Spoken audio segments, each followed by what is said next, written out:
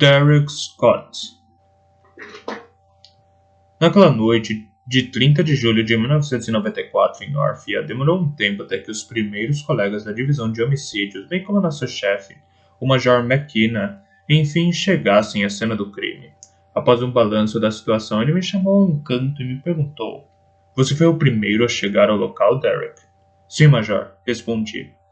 "Faz mais de uma hora que estamos aqui. Vem com Jesse." Por ser o oficial mais graduado, eu tive que tomar algumas decisões, especialmente sobre estabelecer barreiras na estrada. Agiu bem. E a situação me parece bem administrada. Sente-se capaz de cuidar deste caso? Sim, Major. Ficaria muito honrado com isso. Eu sentia que McKenna hesitava. Seria seu primeiro grande caso, continuou ele. E Jesse ainda é pouco experiente. Rosenberg tem um bom instinto policial, garanti. Confie em nós, Major. Não o decepcionaremos. Após refletir um instante, o Major concordou. Quero lhe dar uma chance, Scott. Gosto muito de você e de Jesse, mas não façam merda. Porque quando seus colegas souberem que entreguei um caso dessa envergadura, vocês dois vão ficar putos. Por outro lado, eles já tinham que estar aqui. Onde estão todos? De férias? Idiotas. O Major chamou Jesse, depois anunciou bem alto para que nossos colegas também ouvissem. Scott e Rosenberg, esse caso está na mão de vocês. Jesse e eu estávamos decididos a fazer com que o Major não se arrependesse de sua decisão. Passamos a noite em Orphea reunindo as primeiras pistas de nossa investigação. Eram quase 7 da manhã quando deixei Jesse em frente à sua casa, no Queens. Ele me convidou para entrar e tomar um café, e aceitei. Estávamos esgotados, mas ansiosos demais com aquele caso para conseguir dormir. Na cozinha, enquanto Jesse ajeitava a cafeteira, fiz algumas anotações. Quem odiava o prefeito a ponto de matá-lo e também assassinar sua mulher e seu filho? Perguntei, em voz alta, anotando a frase numa folha que ele prendeu na geladeira. Temos que interrogar a família e pessoas próximas, sugeriu Jesse. O que estavam fazendo em casa na noite de abertura do festival de teatro?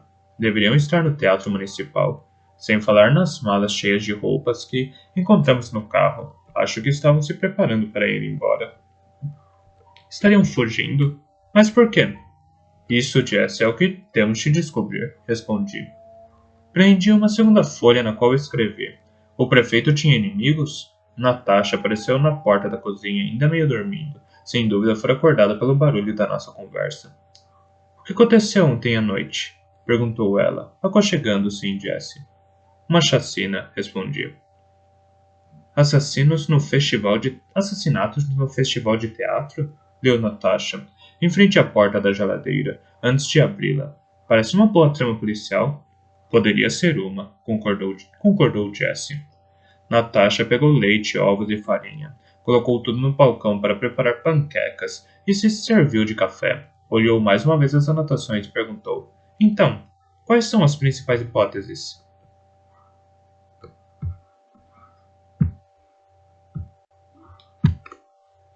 Jesse Rosenberg, domingo 29 de junho de 2014, 27 dias antes da abertura do festival.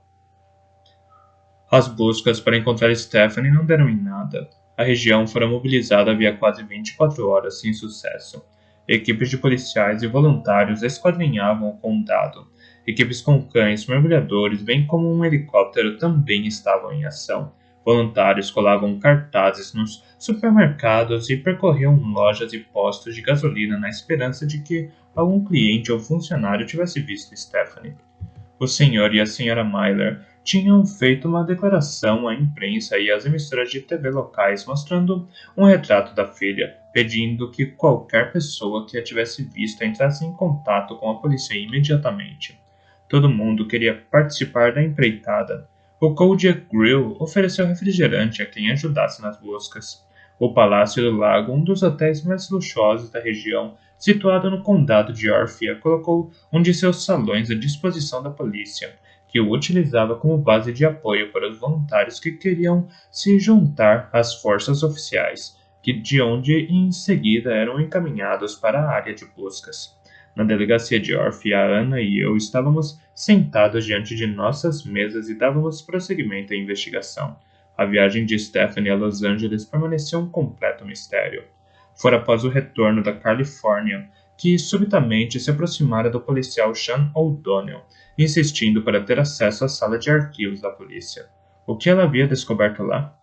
Entramos em contato com o hotel onde ela se hospedara, mas não adiantou nada. Em contrapartida, focando em suas regulares idas e vindas a Nova York, denunciadas pelos pagamentos de pedágio em sua fatura de cartão de crédito, descobrimos que ela havia recebido multas por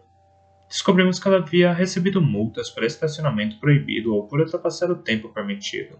Seu carro fora até mesmo rebocado e tudo sempre no mesmo endereço.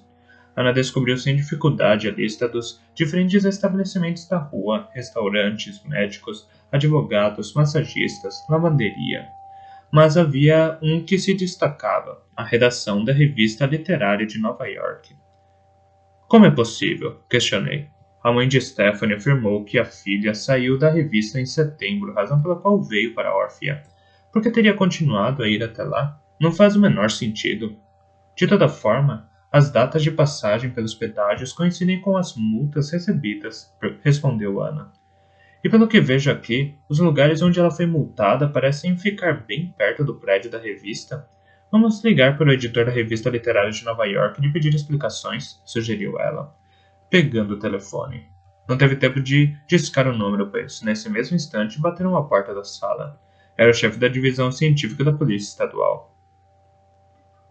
Tenho em mãos o resultado do que encontramos no apartamento e no carro de Stephanie Myler, disse, agitando um pesado envelope, e acho que isso vai interessar aos senhores. Ele se sentou na beirada da mesa.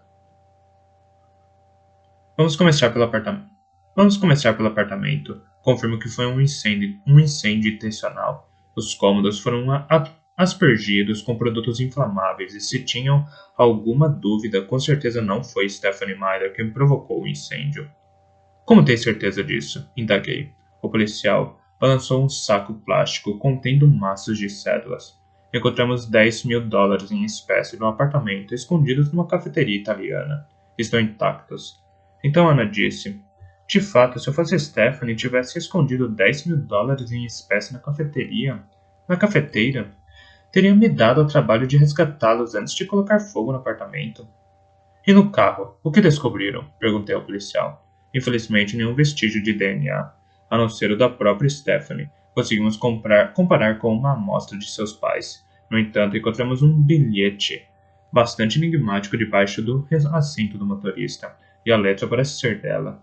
O policial enfiou outra vez a mão no envelope e tirou um terceiro saco plástico, contendo uma folha arrancada de um caderno escolar no qual estava escrito: Noite Negra, Festival de Teatro de Orphea. Falar sobre isso com Michael Bird. Noite Negra, exclamou Ana. O mesmo nome que encontramos no dossiê da polícia sobre o quadro do homicídio de 1994? Precisamos falar com Michael Bird, decidi. Pode ser que ele saiba mais do que se dispôs a falar. Encontramos Michael em sua sala na redação do Orphea Chronicle. Ele nos preparara um dossiê com as cópias de todas as matérias que Stephanie havia escrito para o jornal. A maior parte era de notícias locais, festas escolares, o desfile do Dia de Colombo, a comemoração em comunidade do Dia de Ação de Graças para aqueles que estivessem sozinhos, o concurso de melhor abóbora para o Halloween, acidentes de trânsito e outros assuntos irrelevantes. Enquanto eu folheava as matérias, perguntei: qual é o salário de Stephanie no jornal? $1.500 por mês, respondeu ele. Por que está perguntando isso? Pode ser relevante para a investigação. Não escondo que continuo tentando entender por que Stephanie deixou Nova York e veio para Orphea escrever matérias sobre o Dia de Colombo e concurso de abóboras. A meu ver, não faz nenhum sentido, não me leve a mal, Michael, mas isso não combina com o perfil ambicioso que seus pais e amigos traçaram.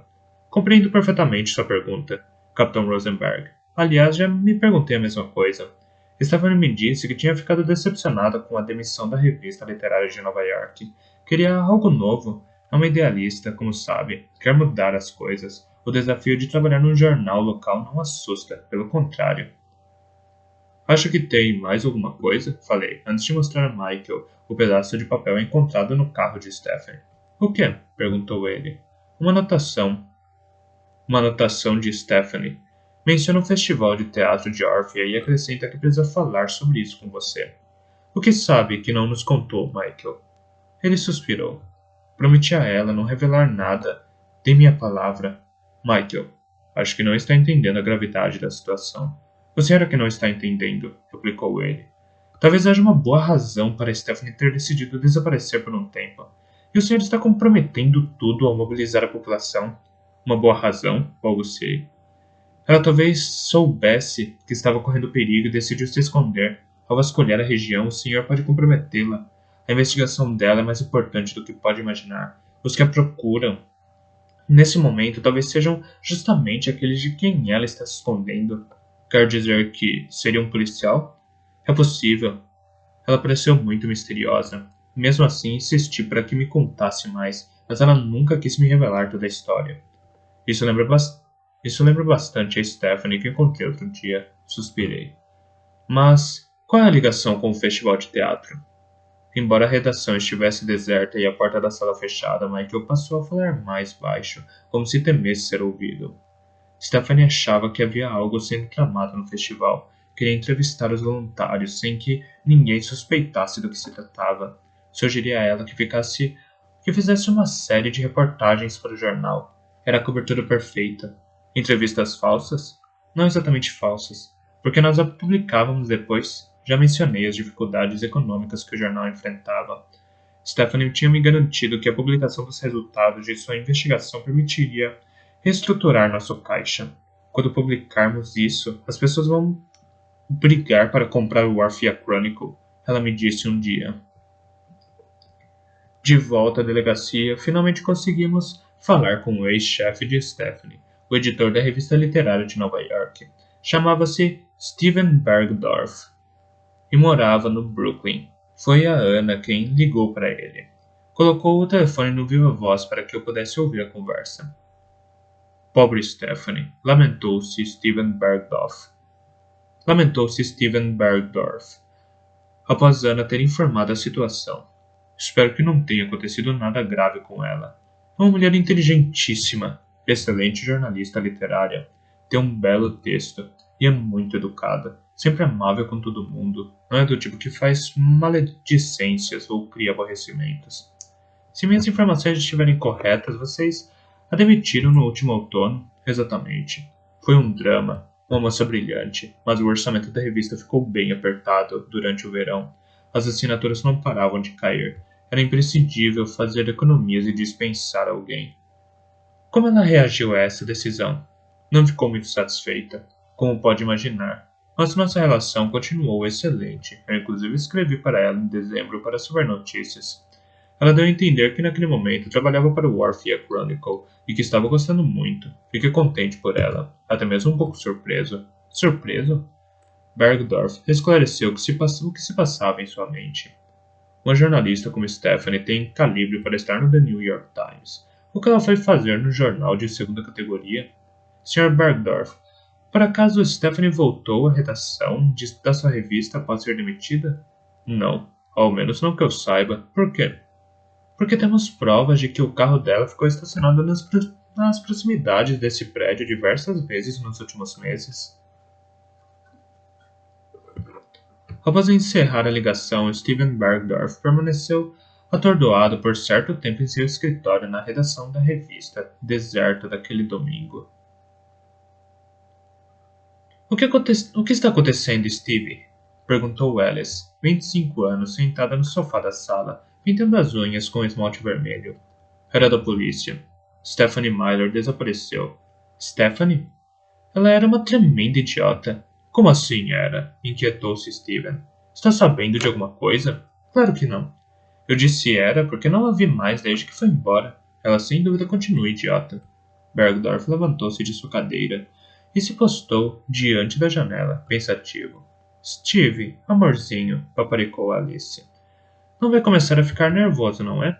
Se você não tivesse me obrigado a mandá-la embora... Não comece, Steve. Você fez o que precisava ser feito. Você não falou mais com Stephanie depois que ela foi embora?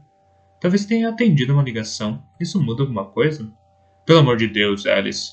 Você acabou de dizer que não a viu. Não a vi, mas falei com ela ao telefone, só uma vez. Foi há 2 semanas. Não me diga que você ligou para menosprezá-la. Será que ela sabe o verdadeiro motivo da demissão? Não. Como pode ter tanta certeza? Porque foi ela que me ligou para pedir um conselho. Parecia preocupada. Falou: preciso conseguir alguns favores de um homem. Respondi: os homens não são nada complicados. Você chupa o pau deles, promete o rabo e em troca lhes dão sua fidelidade incondicional. Mas era sobre o que exatamente? Talvez devêssemos avisar a polícia. Deixe a polícia fora disso. Seja bonzinho e agora fique quieto. Mas não me deixe de mau humor, Steve. Você sabe o que acontece quando fico nervosa. Tem outra camisa para trocar? A sua está toda amarrotada. Fique bonito, estou com vontade de sair hoje à noite. Não posso sair hoje à noite. Eu disse que estou com vontade de sair. Bergdorf, cabisbaixo, saiu da sala para pegar um café. Ligou para sua mulher. Alegou alguma complicação no fechamento da edição da revista e disse que não voltaria a tempo do jantar. Quando desligou, levou as mãos ao rosto. Como chegar àquele ponto? O que dera nele para aos 50 anos começar uma relação com aquela mulher? Anne e eu tínhamos convicção de que o dinheiro encontrado na casa de Stephanie era uma das pistas de nossa investigação. De onde vinham aqueles $10.000 em espécie? Stephanie ganhava $1.500 por mês. Tirando o aluguel, o carro, as compras e outras despesas básicas, não devia sobrar muito. Se estivesse economizando por alguma coisa, aquela quantia certamente estaria no banco. Passamos o fim do dia interrogando os pais de Stephanie, bem como seus amigos, a respeito da existência daquele dinheiro, mas em vão. O senhor e a senhora Myler afirmavam que a filha sempre se virara sozinha. Conseguiria uma bolsa para pagar os estudos da universidade e depois sempre vivera do próprio salário.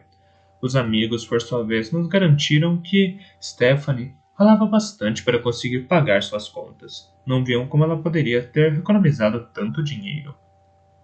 Quando ia embora de Orphea pela rua principal, em vez de continuar em direção à rodovia 17 para pegar a autoestrada, praticamente sem pensar, virei na direção do bairro de Penfield e fui até o Penfield Crescent. Contornei a pequena praça e estacionei em frente à casa que fora do prefeito Gordon 20 anos antes, onde tudo começara. Fiquei ali por um bom tempo. Depois, a caminho de casa, não pude deixar de passar na casa de Derek e Darla. Não sei se era porque eu precisava ver Derek ou simplesmente porque não estava com vontade de ficar sozinho, e eu não tinha ninguém além dele. Eram 8 horas da noite quando eu cheguei à casa deles. Fiquei parado por um instante diante da porta sem ousar tocar a campainha.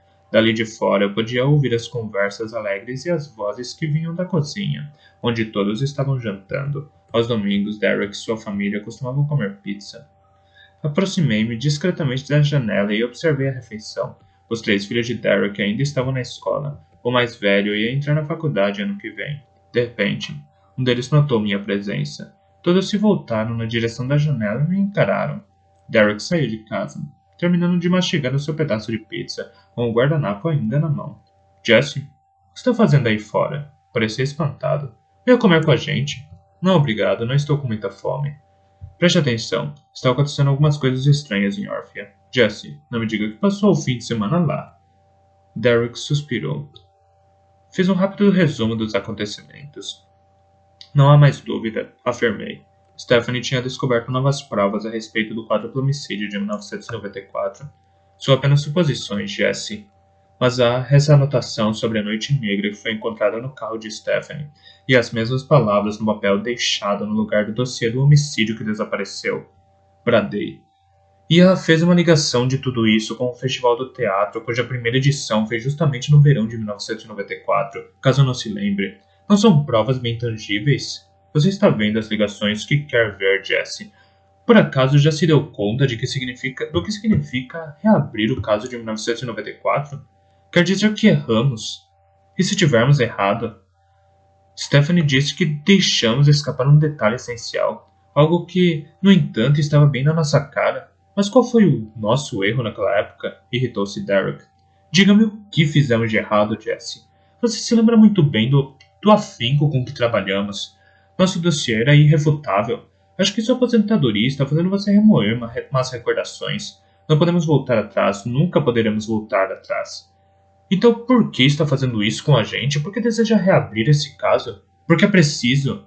Não, não é preciso nada, Jesse. Amanhã é seu último dia como policial. Por que quer se enfiar numa confusão que não lhe diz mais respeito? Pretendo suspender minha aposentadoria. Não posso deixar a polícia desse jeito. Não vou conseguir viver com esse ressentimento. Bom, mas eu sim. Ele fez menção de voltar para casa como se tentasse encerrar aquela conversa que não queria ter. Ajude-me, Derek, gritei. Se até amanhã eu não levar ao Major uma prova categórica da ligação entre Stephanie Meyer e a investigação de 1994, ele me obrigará a encerrar definitivamente o caso. Ele se virou. Por que está fazendo isso, Jesse? Perguntou ele. Por que quer mexer em toda essa merda? Seja meu parceiro, Derek. Faz 20 anos que não vou ao campo, Jesse. Então por que quer que eu vá?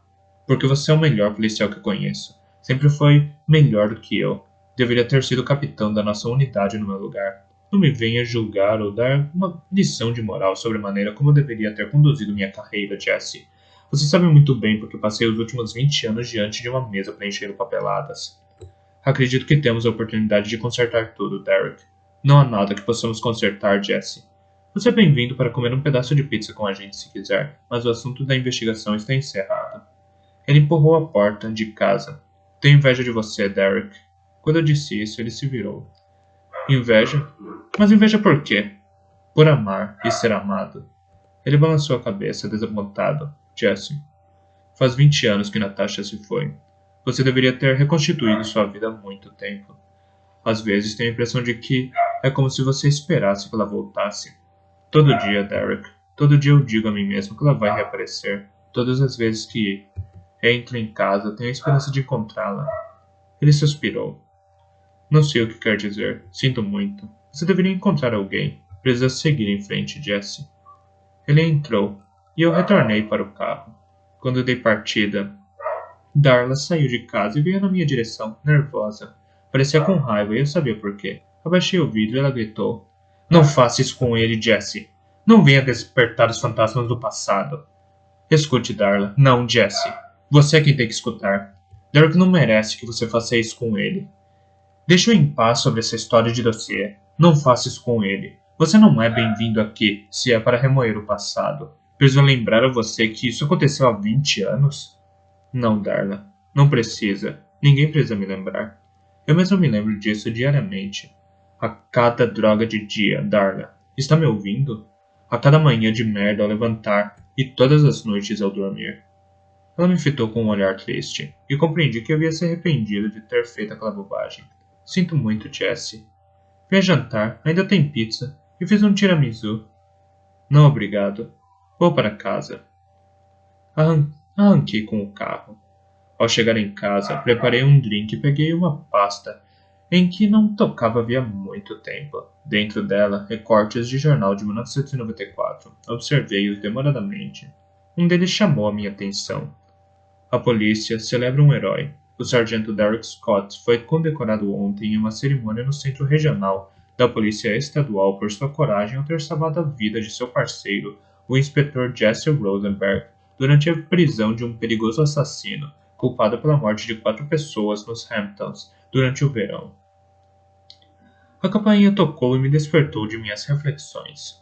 Olhei a hora. Quem poderia ser tão tarde? Peguei minha arma, que havia deixado na mesa, à minha frente, e me aproximei da porta sem fazer barulho, desconfiado. Dei uma espiada pelo olho mágico. Era Derek. Abri a porta e o fitei um instante, em silêncio. Ele notou minha arma. Então acha mesmo que é sério, hein? Disse ele. Assenti. Mostre-me o que você tem aí, Jesse, acrescentou ele. Peguei todas as pistas de que dispunha e as espalhei na mesa da sala de jantar. Derek analisou as fotos que conseguimos a partir das câmeras de vigilância, o isqueiro, o bilhete, o dinheiro em espécie e as faturas de cartão de crédito. É evidente que Stephanie gastava mais do que ganhava, expliquei a Derek. Só a passagem para Los Angeles custou $900. Ela certamente tinha outra fonte de renda. Falta descobrir qual. Derek mergulhou na análise das despesas de Stephanie. Percebi em seu olhar um brilho que não via fazia muito tempo. Após ter destrinchado as despesas do cartão de crédito, ele pegou uma caneta e circulou um débito mensal de $60 que começava em novembro. Estes débitos foram feitos em nome de uma empresa chamada SVMA, disse ele. Essa sigla lembra alguma coisa? Não, nada, respondi.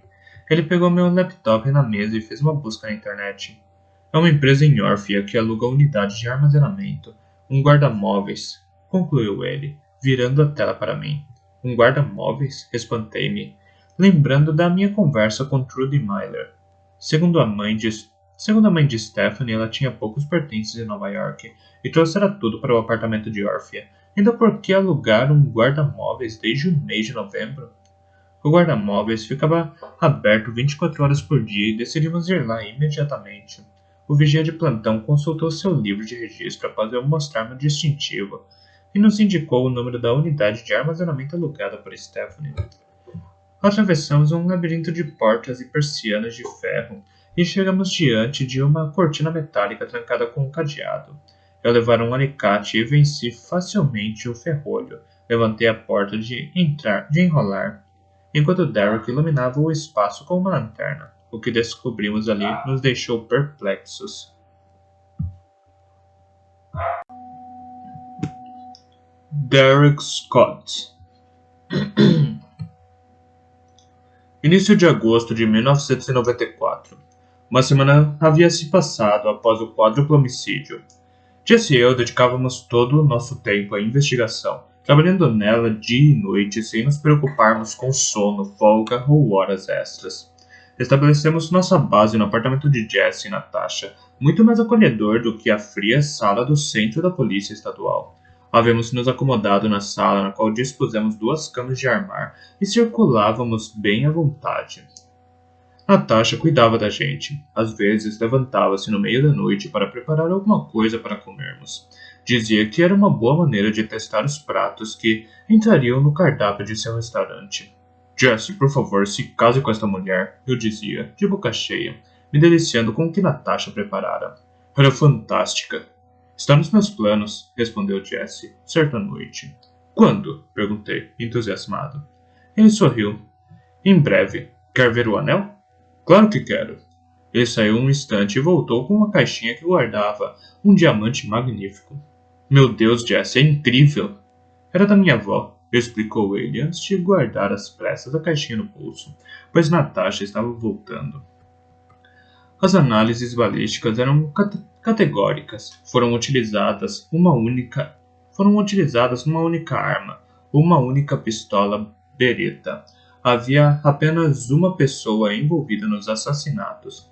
Os peritos julgavam tratar-se de um homem não só pela brutalidade do crime, mas pelo fato de a porta da casa ter sido arrombada com um forte chute. Aliás, não estava sequer trancada. A pedido do escritório do promotor, uma reconstituição permitiu comprovar o seguinte: o assassino arrombara a porta da casa da família Gordon. Primeiro se deparara com Leslie Gordon no hall da entrada, e então atirara 4 vezes em seu peito, praticamente a queima-roupa. Em seguida, vira a criança na sala e a matara com 2 balas nas costas, disparadas no corredor. O assassino, então, havia se dirigido à cozinha, sem dúvida após ouvir algum barulho. O prefeito Joseph Gordon tentava fugir para o jardim, pela porta dos fundos. O atirador disparara 4 vezes nas costas da vítima, voltara para o corredor e saíra pela porta da entrada. Nenhuma bala havia errado o alvo, portanto era um atirador experiente. Ele saíra da casa pela porta principal e se deparara com Megan Peddling, que praticava corrida nas proximidades. Ela certamente havia tentado escapar e ele a fuzilara com 2 tiros nas costas. Provavelmente o atirador não estava usando nada para encobrir o rosto, pois em seguida disparou uma bala queima-roupa na cabeça da mulher, como se para certificar-se de que estava mesmo morta e não contaria nada a ninguém. Dificuldade extra, embora houvesse 2 testemunhas indiretas, elas não estavam em condições de contribuir para a investigação. No momento dos fatos, O Penfield Crescent estava praticamente deserto. Das 8 casas da rua, uma estava à venda e os moradores das outras 5 estavam no teatro municipal. A última era a residência da família Bellamy, e apenas Lena Bellamy, jovem mãe de 3 filhos, ficara em casa naquela noite. Ela cuidava de seu recém-nascido de apenas 3 meses. Terence, seu marido, estava na marina com os 2 mais velhos. Lena Bellamy de fato ouvira os disparos, mas pensara que eram fogos de artifício lançados na marina por conta do festival. Notara, contudo, logo antes das deflagrações, uma caminhonete preta com um grande logo estampado no vidro traseiro, mas que ela não conseguia descrever. Lembrava-se de um desenho, mas não prestara atenção o suficiente para dizer o que representava. A segunda testemunha era um homem, Albert Plant, que morava sozinho numa casa de uma rua paralela. Acabara condenado à cadeira de rodas depois de um acidente e não saíra de casa naquela noite. Ouvira os tiros enquanto jantava, uma série de explosões que havia atraído sua atenção a ponto de fazê-lo ir até a porta espreitar o que estava acontecendo nas redondezas. O homem teve a presença de espírito de consultar o relógio. Eram 7h10 da noite, mas, como o silêncio se instalara outra vez, pensou que eram apenas crianças soltando bombinhas. Ficou junto à soleira da porta, desfrutando da noite amena, até que, cerca de 1 hora mais tarde, por volta das 8h20, ouviu um homem gritar e pedir ajuda. Ligou imediatamente a polícia. Uma de nossas primeiras dificuldades foi a ausência de motivo. Para descobrir quem matara o prefeito e sua família, tínhamos de saber quem podia ter uma boa razão para cometer o crime. As primeiras evidências da investigação não deram em nada. Havíamos interrogado os habitantes da cidade, os funcionários municipais, as famílias e os amigos do prefeito e de sua esposa. Tudo em vão. A vida dos Gordon parecia bastante tranquila, nada de inimigo, dívida, drama, passado nebuloso, nada. Uma família comum. Leslie Gordon, a esposa do prefeito, era uma professora primária, muito querida em Orphea. Quanto ao prefeito, mesmo que os qualificativos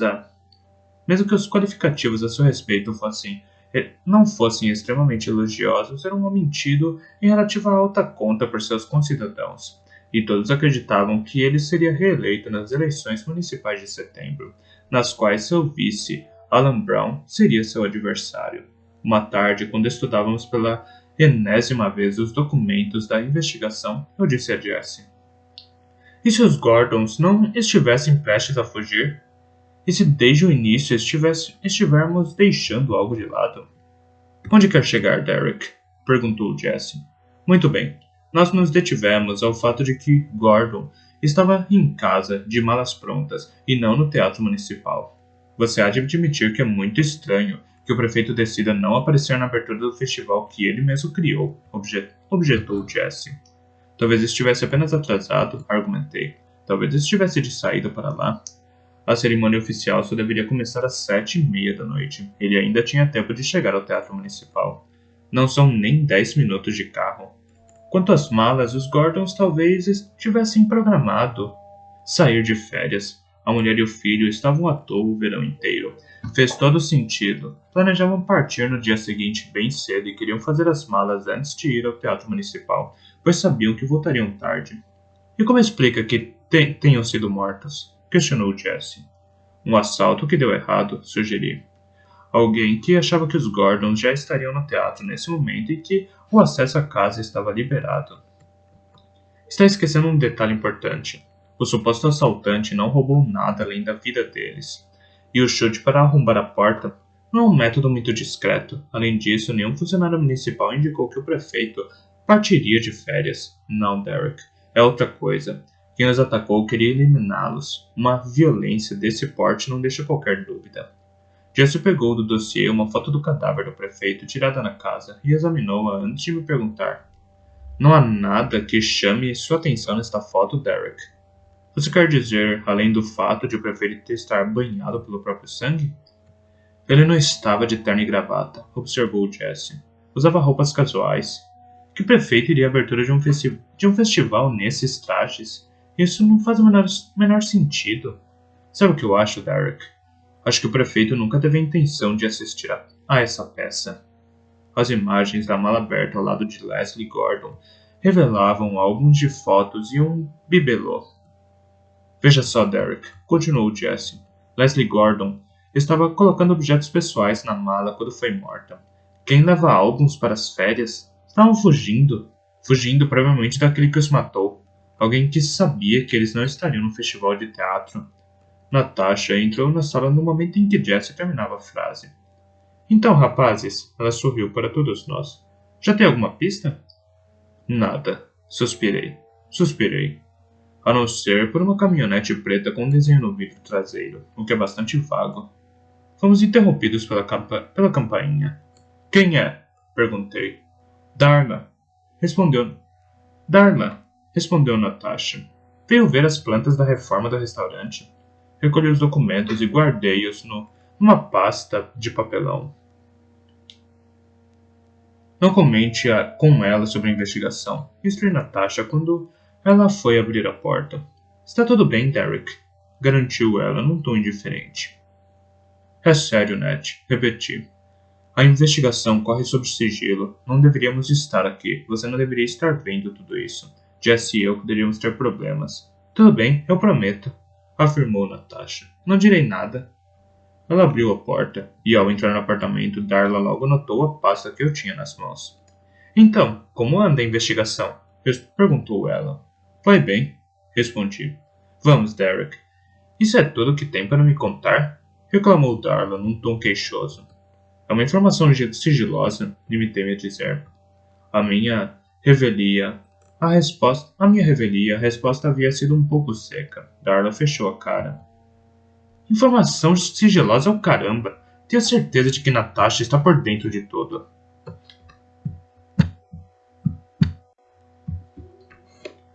Jesse Rosenberg. Segunda-feira, 30 de junho de 2014, 26 dias antes da abertura do festival. Acordei Ana à 1h30 da manhã para que ela viesse encontrar a mim e Derek no guarda-móveis. Ela conhecia o lugar e chegou 20 minutos depois. Nós nos encontramos no estacionamento. A noite estava quente, o céu estrelado. Após apresentar Derek a ela, eu disse: Ana, foi Derek quem descobriu onde Stephanie estava escondendo os documentos de sua investigação. Num guarda-móveis? Espantou-se ela. Derek e eu assentimos com um gesto de cabeça antes de arrastar Ana pelas alamedas de portas de enrolar metálicas. Paramos em frente ao número 234A. Levantei a porta e acendi a luz. Ana observou o cubículo de 2 por 3 metros, completamente atulhado de documentos, todos dedicados ao quádruplo homicídio de 1994. Havia matérias publicadas em diversos jornais da época, especialmente uma série de reportagens do Orphea Chronicle.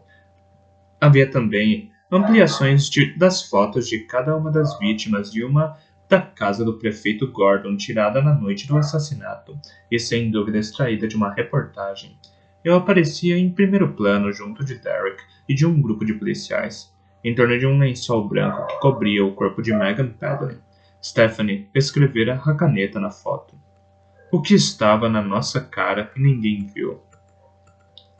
A mobília limitava-se a uma mesinha e uma cadeira na qual imaginávamos que Stephanie havia passado inúmeras horas. Nessa escrivaninha improvisada, papel e canetas. Na parede, uma folha presa, bem visível, na qual estava escrito: Encontrar Kirk Harvey. Quem é Kirk Harvey? Perguntou Ana, em voz alta. Era o chefe da polícia de Orphea, na época dos assassinatos. Respondi. Ele participou da investigação. E onde ele está atualmente? Não faço ideia. Imagino que tenha pedido aposentadoria há tempos. Temos que descobrir seu paradeiro de qualquer jeito. Talvez ele tenha falado com Stephanie. Vasculhando nas anotações empilhadas na mesa, fiz outra descoberta. Ana, olhe isso. Eu disse, estendendo-lhe um pedaço de papel retangular. Era a passagem de avião de Stephanie para Los Angeles. Ela escreverá algo. Noite Negra. Arquivos da polícia. De novo, Noite Negra, murmurou Ana. O que isso quer dizer? Que a viagem a Los Angeles estava relacionada com a investigação, sugeri. E agora, Temos certeza absoluta de que Stephanie de fato investigava o homicídio de 1994. Na parede havia uma foto do prefeito Brown tirada pelo menos 20 anos antes. A foto parecia capturada de um vídeo. Brown estava em pé, diante de um microfone, segurando uma folha de anotações, como se estivesse discursando. O pedaço de papel também havia sido circulado à caneta.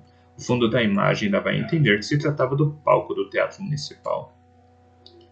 Pode ser uma imagem do prefeito Brown fazendo um discurso de abertura do Festival do Teatro Municipal, na noite dos assassinatos, disse Derek.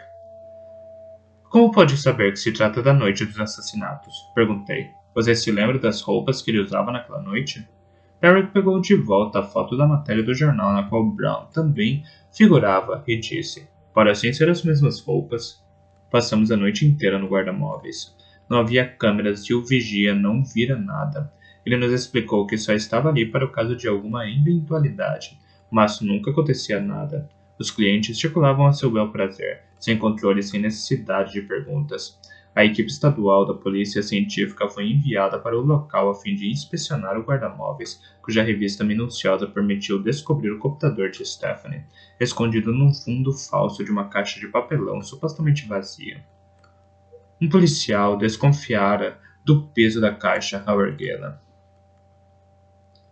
Era isso que quem incendiou o apartamento e invadiu o jornal procurava, falei. O computador foi levado pela polícia científica para ser analisado. Quanto a nós, levamos os documentos presos nas paredes do guarda-móveis e os dispomos de modo idêntico na sala de Ana. Às 6:30 da manhã, Derek, com olhos inchados de sono, prendeu a foto da casa do prefeito Gordon com um alfinete. Examinou-a com atenção e leu novamente em voz alta o que Stephanie escrevera. O que estava na nossa frente. O que estava na nossa cara e ninguém viu. Aproximou-se alguns centímetros da foto para estudar as fisionomias das pessoas. Então, este é o prefeito Brown, lembrou ele, apontando um homem de roupa clara. E este, acrescentou, apontando para uma miniatura de cabeça. É o chefe da polícia, Dirk Harvey. Eu precisava retornar ao Centro Regional da Polícia Estadual para prestar contas dos progressos ao Major McKenna. Derek foi comigo, enquanto deixávamos Orphea percorrendo a rua principal iluminada pelo sol da manhã. Derek,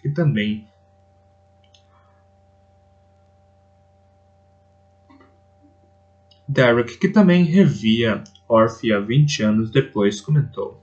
Nada mudou aqui. É como se o tempo não tivesse passado. Uma hora depois, estávamos no escritório do Major McKenna, que escutou pasmo o relato do meu fim de semana. Com o guarda-móveis, tínhamos agora a prova de que Stephanie estava investigando o quádruplo homicídio de 1994 e que talvez tivesse feito uma descoberta importante. Pelo amor de Deus, Jesse, bufou McKenna. Será que este caso vai nos perseguir a vida inteira? Espero que não, Major, respondi, mas temos de ir até o fim dessa investigação. Você percebe que isso significa que vocês erraram feio naquela época? Tenho total consciência disso. É por isso que gostaria de pedir ao senhor que me mantenha na polícia até ao finalizar essa investigação. Ele suspirou. Sabe, Jesse, isso vai me demandar um tempo enorme com burocracias e explicações ao comando. Estou ciente, Major, e sinto muito. E o que vai acontecer com o seu famoso projeto que convenceu a deixar a polícia? Ele pode esperar eu encerrar o caso, Major, assegurei. McKenna resmungou e pegou alguns formulários numa gaveta. Vou fazer isso por você, Jesse, porque é o melhor policial que já conheci. Ficarei muito agradecido, Major. Entretanto, já destinei sua sala a outra pessoa a partir de amanhã. Não preciso de sala, Major. Vou recolher minhas coisas. Não quero que trabalhe sozinho. Vou arranjar um parceiro para você. Infelizmente, as outras duplas da sua unidade já estão formadas, visto que você nos deixaria hoje. Mas não se preocupe, vou encontrar alguém. Derek, sentado ao meu lado, rompeu o próprio silêncio.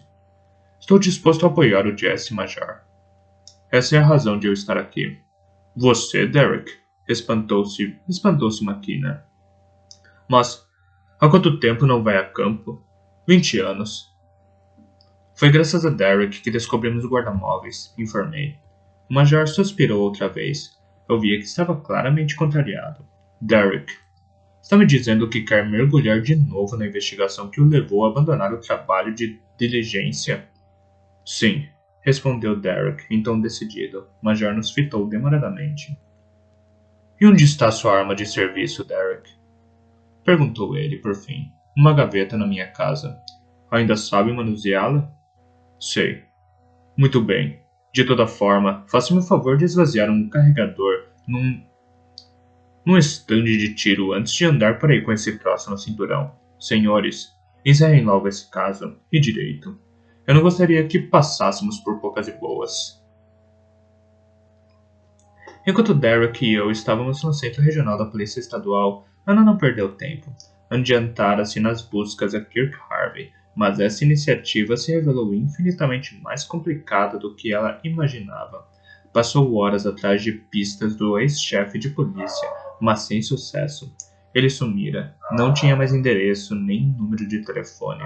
Na falta de informantes, recorreu à única pessoa em quem podia confiar em Orphea, seu vizinho Cody, com quem foi encontrar na livraria dele, situada nas proximidades da redação do Orphea Chronicle. Hoje definitivamente não vai vir ninguém, disse ele. Cody suspirou ao vê-la entrar. Ana compreendeu que ele esperava um cliente. Ao ouvir a porta se abrir, ele continuou. Espero que os fogos de artifício do 4 de julho atraiam as pessoas. Tive um mês horrível de vendas. Ana pegou um romance numa bancada. É bom? Perguntou ao livreiro. Bem bom. Vou levar. Ana, não se sinta obrigada a fazer isso. Estou sem nada para ler. Veio bem a calhar, mas imagino que não tenha vindo por causa disso. Não vim só por isso. Ela sorriu, estendendo uma nota de $50. O que você sabe sobre o homicídio de 1994? Goldie franziu a testa. Faz bastante tempo que não ouço essa história. Faz bastante tempo que não ouço falar nessa história. O que quer saber? Estou curiosa sobre como ficou o clima na cidade naquela época. Foi terrível, respondeu Cody. Ficou todo mundo chocado, claro.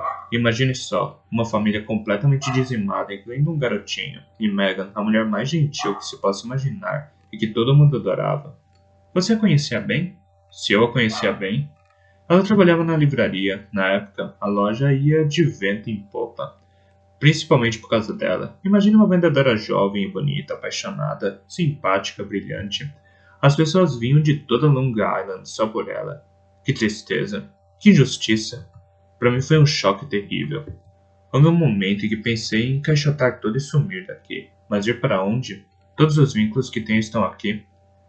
Sabe, Ana, o pior é que todo mundo logo percebeu. Se Megan estava morta, era porque tinha reconhecido o assassino da família Gordon. Isso significa que era alguém que convivia conosco. Alguém que conhecíamos, que víamos no supermercado, na praia ou mesmo na livraria. E, infelizmente, não estávamos enganados quanto à identidade do assassino. Quem era? Ted Tenenbaum. Um homem simpático, bem apessoado, de boa família. Um cidadão ativo e engajado. Dono de restaurante, membro do corpo de bombeiros voluntário. Tinha colaborado na organização do primeiro festival. Cody suspirou e acrescentou. Não gosto de tocar nesse assunto, Ana. Fico muito mexido. Sinto muito, Cody. Só uma última pergunta. O nome Kirk Harvey lembra você de alguma coisa? Sim.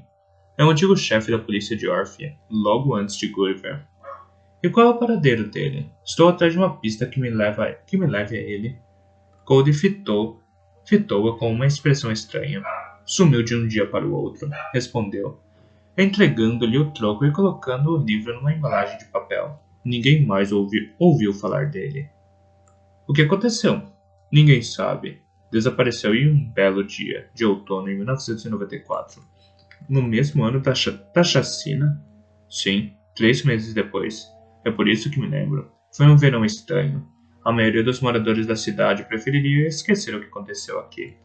Enquanto falava, pegou suas chaves e o celular que estava no balcão e o guardou no bolso. Está de saída? Indagou Ana.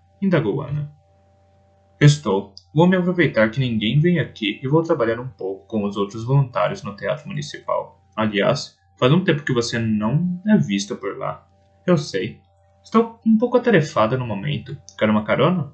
Eu queria ir juntamente ao Teatro Municipal para interrogar os voluntários a respeito de Stephanie. Será um prazer.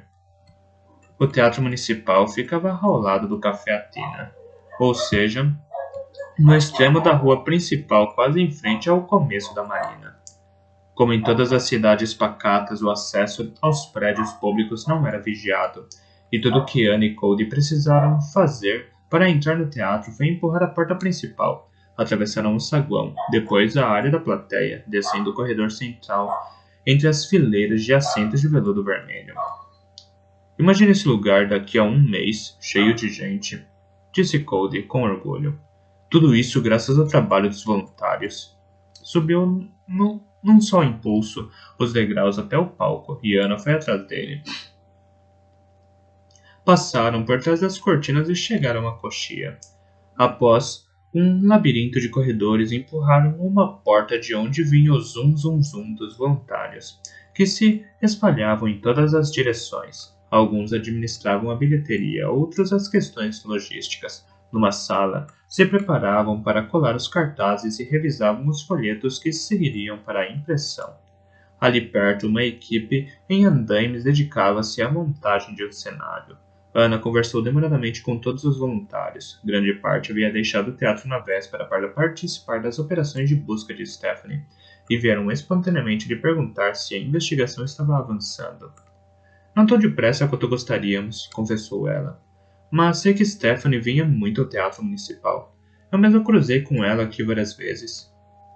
Sim, concordou um senhor baixinho que administrava a bilheteria. Era para suas matérias sobre os voluntários. Ela não entrevistou você, Ana? Não, respondeu. Ela nem mesmo tinha percebido sua presença. A mim também não. Interveio um homem recém-chegado à Órfia. Provavelmente porque você é novo aqui, sugeriu alguém. É verdade? Sim, é verdade, reforçou o outro. Você não estava aqui em 1994. Em 1994? Espantou-se Ana. Stephanie referiu-se a 1994? Sim, estava bastante interessada no primeiro festival de teatro. O que ela queria saber? Para essa pergunta, Ana obteve respostas variadas, mas uma foi mencionada de modo recorrente. Stephanie fizera sistematicamente perguntas a respeito do bombeiro de plantão no teatro na noite da abertura. Compilando os depoimentos dos voluntários, era como se ela tentasse reconstruir em detalhes aquela noite. Ana foi ao encontro de Cody no cubículo que lhe servia de escritório. Ele estava atrás de uma mesa improvisada, sobre a qual havia um velho computador e pilhas de documentos espalhados. Já terminou de incomodar meus voluntários, Ana? Disse ele num tom de brincadeira. Cody, será que por algum milagre você se lembra de quem era o bombeiro de plantão na noite de abertura do festival de 1994? E se ele ainda mora em Orpheum?